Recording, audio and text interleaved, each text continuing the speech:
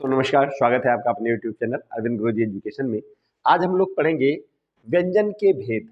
ठीक है, कल हमने व्यंजन के प्रकार बताए थे, आज उनको थोड़ा डिटेल में बात करेंगे। जैसे स्पर्श व्यंजन पहले हमने लिखा हुआ है। ये कौन से व्यंजन होते हैं? जिन व्यंजनों का उच्चारण करते समय वायु कंठ, तालु, मूर्धा या ओंठों का स्पर्श करके बाहर आती है, उन्हें स्पर्श व्यंजन कहते हैं। ठीक है, वायु कैसे स्पर्श करके आती है? अब ये पूरा इसमें खेल होता है जीभ का।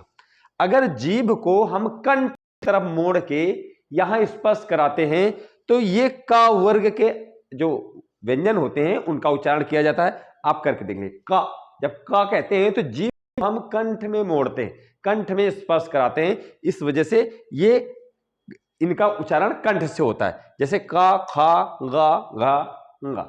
ठीक है, अब चा वर्ग में हम जीभ को पूरी तालु में चिपका दिया जाता है। ठीक है, इसीलिए ये लिखा हुआ है कि इनका उच्चारण तालु से होता है।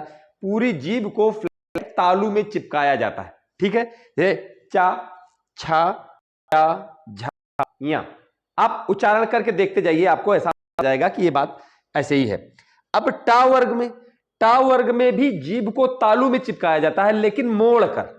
जैसे आप टा कहेंगे तो आपको ऐसा कि टा, ठा, डा, ये जीभ तालु में ही जा रहा है, लेकिन जीभ को मोड़कर जीभ को कहां स्पर्श कराया जा रहा है स्थिति में, उस हिसाब से इनका वर्गीकरण किया है। ठीक है, ये हो गया मूर्धा में स्पर्श, मूर्धा यानी मोड़कर। ठीक है, इनको स्पर्श कर, तो ये टा वर्ग के वर्ग का मतलब जैसे ये लाइन है तो इस लाइन के पहले अक्षर से उसका वर्गीकरण किया गया है। तो ये का वर्ग के हैं, ये चा वर्ग के, ये टा वर्ग के, ता वर्ग के, पा वर्ग के। ठीक है, अब ता वर्ग का जितने भी व्यंजन हैं, जैसे ता, ठा, दा, धा, ना, इसमें हम जीभ को अपने दांतों में स्पर्श कराते हैं। देखिए, ता, ठा, जीभ को दांतों में अगर स्पर्श नहीं कराएंगे तो इस वर्ग के किसी भी व्यंजन का उच्चारण नहीं किया जा सकता। ठीक है, अब जैसे पा वर्ग में, तो पा वर्ग में हम होठों से टच कराते हैं, जैसे पा, फा, बा, इसमें दोनों होठों को स्पर्श कराएंगे तभी इनका उच्चारण होगा। ठीक है, अब देखते हैं अगली प्रकार के व्यंजन। अब यहां पर हमने लिखा हुआ है अंतस्थ व्यंजन। तो अंतस्थ व्यंजन कौन से होते हैं? जिन व्यंजनों का उच्चारण करते समय उनका उच्चारण स्वर और व्यंजन दोनों के बीच जैसा होता है। ठीक है, व्यंजनों के बीच का होता है, वे अंतस्थ व्यंजन कहलाते हैं। जैसे या, इसी तरीके से आ का उच्चारण किया जाता है और का उच्चारण किया जाता है, लेकिन का में कंठ से निकलती है, आ में भी कंठ से ही आवाज निकलती है, लेकिन ये कंठ से आवाज नहीं निकलती। या यानी कुछ मिलती जुलती आवाज है, यानी स्वर और व्यंजन के बीच की ध्वनि होती है। या, रा, ला, वा। ठीक है, ये चार अक्षर ही होते हैं जो अंतस्थ व्यंजन आते हैं। ठीक है, अब ऊष्म व्यंजन वो व्यंजन होते हैं जिनका उच्चारण करते समय हवा तेजी से बाहर निकलती है और मुंह में रगड़ खाती है। ठीक है, जैसे शा, तेजी से हवा बाहर निकलती है और मुंह में रगड़ खाती है, और इस रगड़ की वजह से हवा गर्म करती है, यानी उष्मा निकलती है, ऊष्म व्यंजन कहलाते हैं। शा, ये भी इसको सा पढ़ा जाता है, जगहों पर इसको खा पढ़ा जाता है। ठीक है, लेकिन खा भी पढ़ेंगे तो वो जो कंठ वाला स्वर वाला का के बाद आ रहा है उस तरीके के नहीं पढ़ेंगे, इसको खा यानी तेजी से इसमें रगड़ के आवाज निकालनी है। और शा, एक ये शा था, ये सा है, इसमें भी आवाज तेजी से, और फिर यानी हा कैसे निकले, हवा तेजी बाहर निकलने की वजह से। ठीक है, तो अब देखते हैं, अब यहां पर हमने लिखा हुआ है संयुक्त व्यंजन। जब दो व्यंजन मिलकर नया व्यंजन बनाते हैं तो वो जो बने हुए व्यंजन होते हैं उनको संयुक्त व्यंजन कहते हैं। ठीक है, जैसे हमने ये लिखा हुआ है का, ये लिखकर छा बना, जो हम जैसे रक्षा, भिक्षा, कक्षा। ठीक है, तो इसमें का और शा दोनों की मिक्स आवाज होती है, इसे ये संयुक्त है शा। ठीक, जैसे ता और रा ये मिलकर क्या बनाते हैं, जैसे मित्र, शत्रु, पत्र, ठीक है। इस तरीके के शब्द हम लिखते हैं। जैसे जा और या, ठीक है, जा और या मिलके ज्या बनाते हैं, ठीक है। इससे लिखते हैं ज्ञान, यज्ञ, विद्या, ठीक है।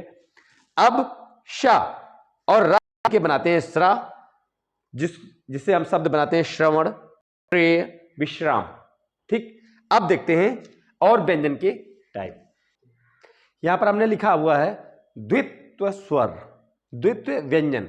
जब एक ही व्यंजन स्वर सहित और स्वर रहित दोनों रूपों में मिलते हैं तो उन्हें द्वित्व व्यंजन कहते हैं। जैसे ये चा है, स्वर रहित है, ये स्वर सहित है। अब इससे मिला के जो बने हुए शब्द, बच्चा, ये स्वर रहित है, ये स्वर सहित है। सच्चा, कच्चा, अब इसे का है, ये स्वर रहित है, ये स्वर सहित है।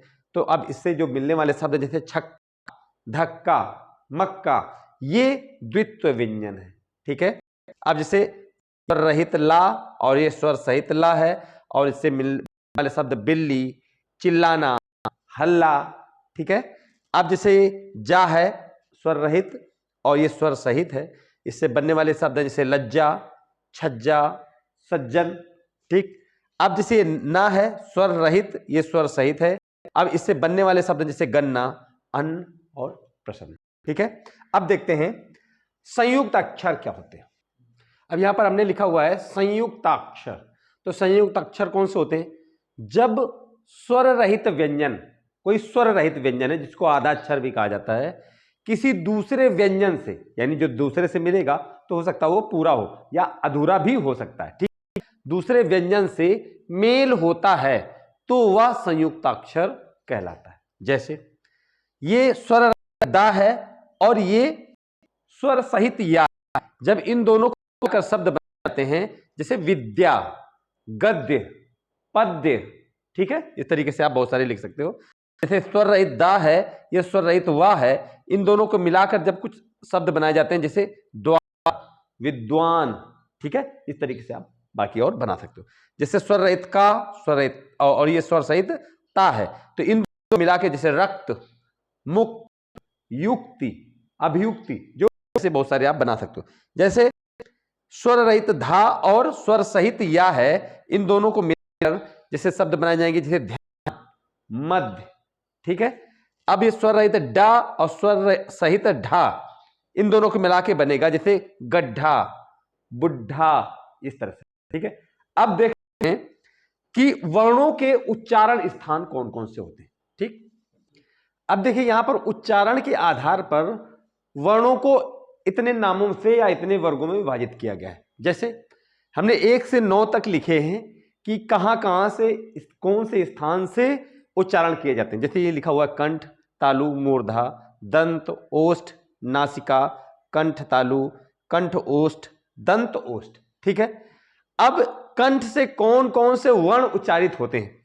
जैसे अ, आ, ये जो आ स्वर है वो वाला है, जैसे टॉफी लिखा जाता है, ठीक है। और ये आहा है। और प्लस क वर्ग के, का वर्ग का मतलब का से गा तक जितने भी वो अक्षर हैं वो सारे का से कंठ से उच्चारित होते हैं, तो इसलिए क्या कहते हैं? कंठे कहा जाता है, ठीक। अब दूसरे नंबर पर तालु। तालु में ई, या, शा और चा। चा वर्ग का मतलब चा से यहां तक जितने भी अक्षर हैं सारे, इनको तालव्य कहा जाता है, तालु से उच्चारण होने की वजह से, ठीक है। तीसरे नंबर पर मूर्धा। मूर्धा में आता है ऋष, ये जो ऋषि वाला रि है, और रा और ये खा, ठीक है। प्लस टा वर्ग के, टा से ड़ा तक जितने भी अक्षर हैं वो सारे मूर्धा से उच्चारित होने की वजह से इनको मूर्धन्य कहा जाता है। इन वर्णों को ये कहा जाता है जहां से उच्चारण होते हैं, उच्चारण के आधार पर इनको ये नाम दिया जाता है, ठीक है। अब दंत से कौन से उच्चारित होते हैं? जैसे ला और शा प्लस ता वर्ग के जितने भी अक्षर हैं, ठीक है। जैसे तो इनको क्या कहा जाता है? दंत, यहां से उच्चारण होने की वजह से। फिर ओष्ठ, तो ओष्ठ से उ, बड़ा उ प्लस पा वर्ग के, पा पूरे, ये ओंठ से उच्चारित होने की वजह से इनको ओष्ठ्य कहा जाता है, इन वर्णों को, ठीक है। अब वर्णों में चाहे स्वर हो चाहे व्यंजन हो, सारे आते हैं, ठीक है। अब नासिका से, नासिका से उच्चारित होने वाले होते हैं अनुस्वार। ठीक है, अनुस्वार कौन से होते हैं? जैसे गा, या, ड़ा, ना, मा और अंग। ठीक है, अब इनको नासिका से उच्चारण करने से इनको नासिक कहा जाता है। ठीक, अब आगे कंठ और तालु। कंठ तालु से दोनों जगह से उच्चारित होते हैं ये ए और ए, ये कंठ से भी और तालु दोनों की आवाज मिक्स करके बनाए जाते हैं, निकलती है तब ये का स्वर होता है। ठीक है, इसलिए इनको कंठ तालव्य कहा जाता है। ठीक, उसके बाद आए कंठ और ओष्ठ से उच्चारण होने वाले, जैसे ओ।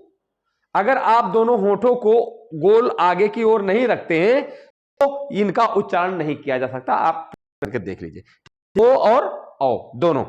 अब कंठ और ओष्ठ से दोनों से उच्चारण करने की वजह से इनको कंठोष्ठ कहा जाता है। अब जैसे दंत और ओष्ठ, दंत और ओष्ठ से उच्चारण होता है व और वा का। ठीक है, इसी वजह से इनको दंतोष्ठ कहा जाता है। हमने कोशिश की कि हर तरह की व्यंजन की जानकारी आपको कम से कम समझ में दी जाए। अगर ये चीज आपको लगे तो अपने दोस्तों को शेयर करिए। अगर चैनल में नए हैं तो सब्सक्राइब